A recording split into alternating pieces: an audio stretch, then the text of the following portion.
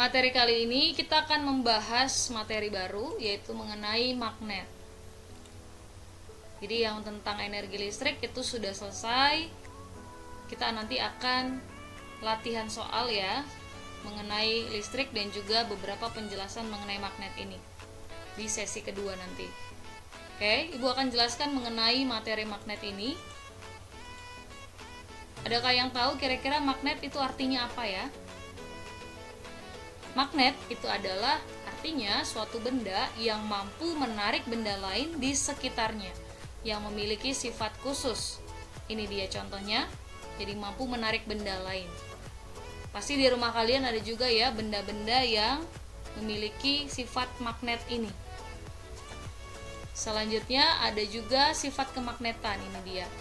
Jadi sifat kemagnetan itu adalah kemampuan benda dalam menarik benda-benda lain. Jadi ada benda-benda yang bukan merupakan magnet aslinya, tapi punya sifat kemagnetan ini, sehingga bisa mampu menarik benda-benda lain. Ini bisa dibuat, contohnya ini adalah paku yang dialiri sebuah kabel, kemudian dihubungkan ke bagian sumber listrik, yaitu baterai, sehingga berubah pakunya menjadi magnet, memiliki sifat kemagnetan ini, sehingga mampu menarik benda-benda lain. Ini adalah berupa klip ya, klip kertas, jadi bisa menarik klip kertasnya nih.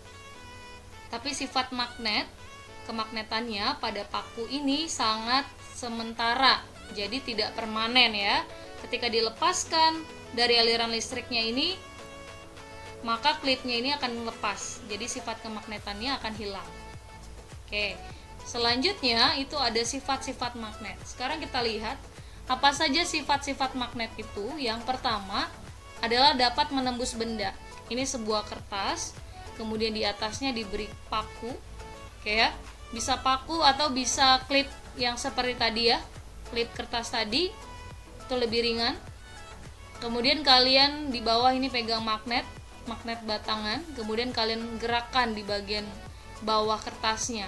Kamu gerakan ke kiri dan ke kanan, maka besinya ini yang pada pakunya itu akan bergerak, atau pada klip itu bisa bergerak, mengikuti gerakan tangan kalian pada saat memegang magnet ini di bawah. Jadi bisa menembus benda.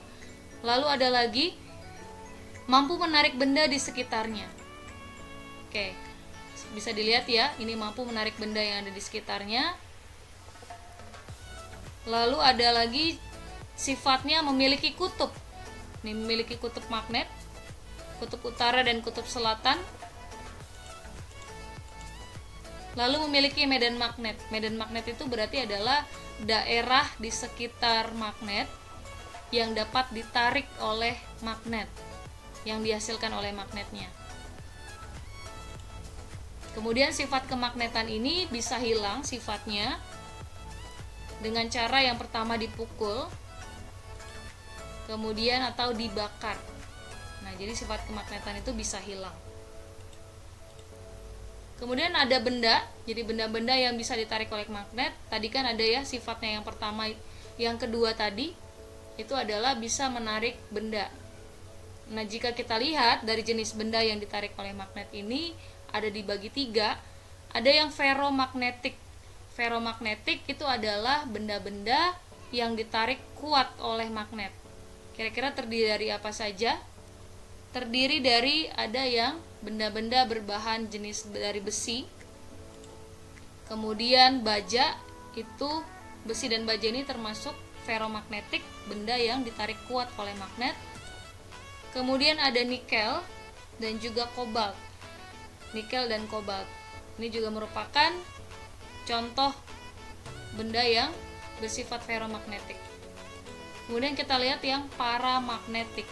Paramagnetik ini adalah jenis benda yang jika ditarik oleh magnet sifatnya sangat lemah. Jadi bisa tertarik tapi lemah, tidak sekuat dengan yang ferromagnetik tadi. Contohnya adalah aluminium ini. Lalu tembaga. Tembaga ini isi di bagian kabel ya. Kalau kalian kelupas kabel itu ada tembaganya. Kemudian ada platinum. Jadi ketiga jenis bahan ini juga termasuk sifatnya paramagnetik. Jadi jika ditarik oleh magnet sangat lemah sekali.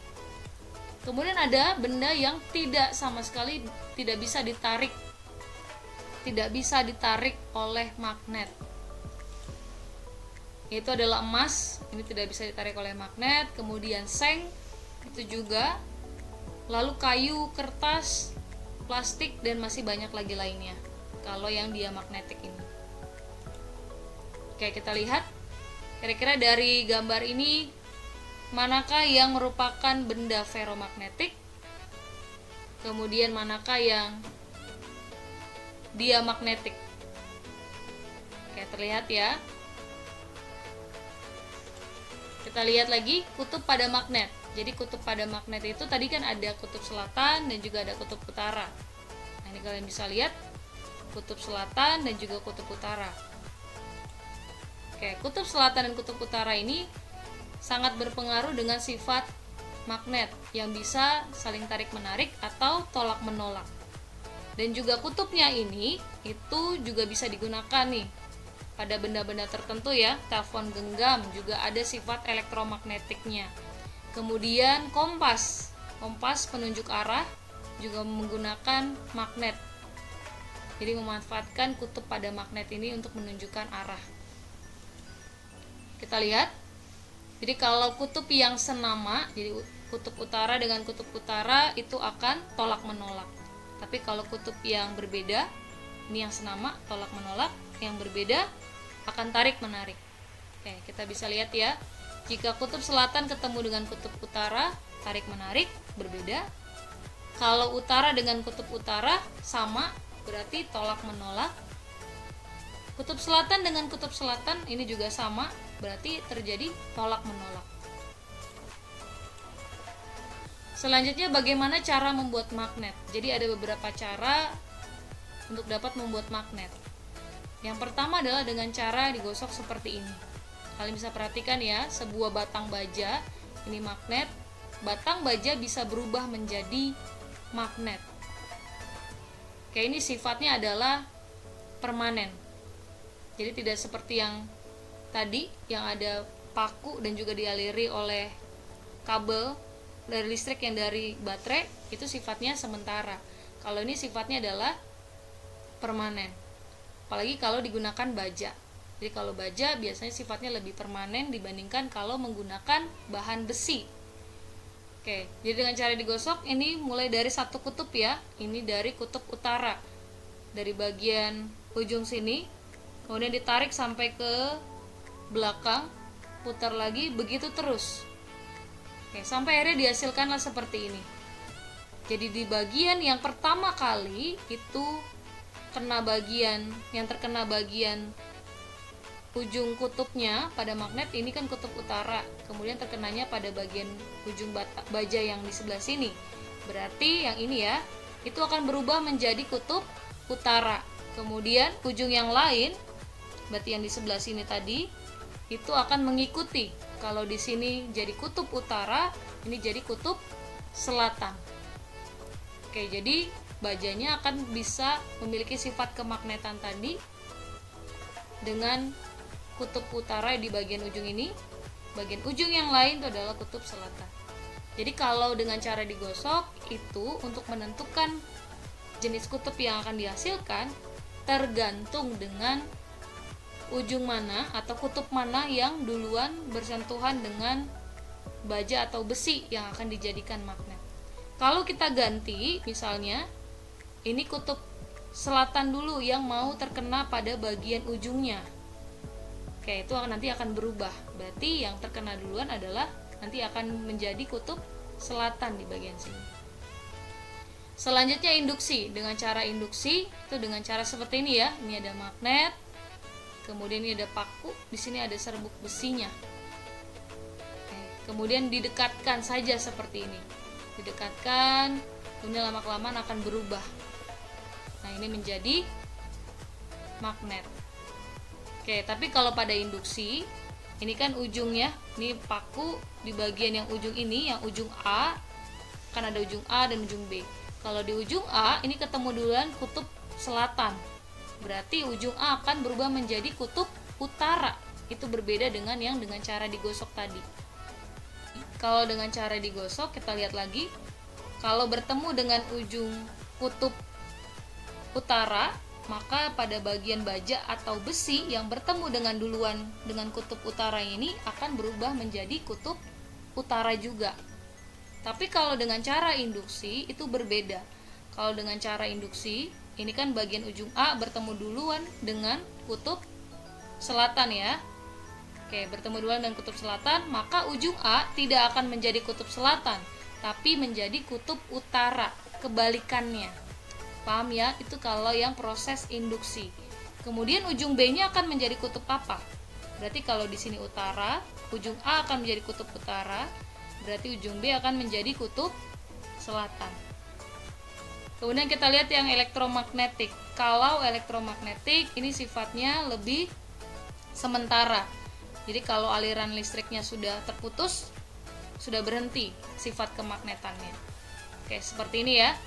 Tadi pada materi yang di awal yang Ibu jelaskan, itu ada paku dikasih lilitan kabel. Kemudian kedua ujung kabel disambungkan ke kutub plus dan juga min pada baterai. Ini sudah menjadi magnet.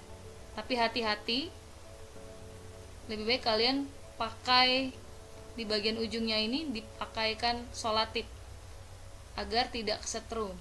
Nah, ini sudah berubah menjadi magnet pakunya. Sifat kemagnetan yang sifatnya sementara. Nah, ini dia akan menempel klipnya. Oke, ini kalian bisa buat sendiri di rumah seperti ini karena bahannya mudah sekali. Ini sifat elektromagnetik atau dialiri arus listrik.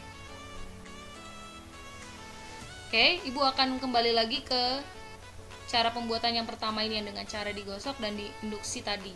Kalau dengan cara digosok dan induksi, itu kalau menggunakan baja ya, menggunakan bahan yang dari baja, maka sifatnya akan tetap, jadi akan permanen sifatnya. Tapi kalau menggunakan besi, ini seperti yang pada induksi, kalau di induksi ini kan menggunakan besi ya, paku. Menggunakan besi itu sifatnya akan sementara. Oke ya, tapi kalau misalnya dengan cara induksi tapi pakai baja, nah sifatnya akan tetap. Pokoknya kalau menggunakan baja sifatnya akan tetap, tapi kalau menggunakan besi sifatnya sementara. Tapi kalau yang bagian elektromagnetik ini sifatnya lebih sifatnya apa? Sementara sifatnya. Oke, karena tergantung dengan aliran listrik ya. Jika aliran listrik diputus, maka berhenti sifat kemagnetannya. Itu dia penjelasan mengenai magnet.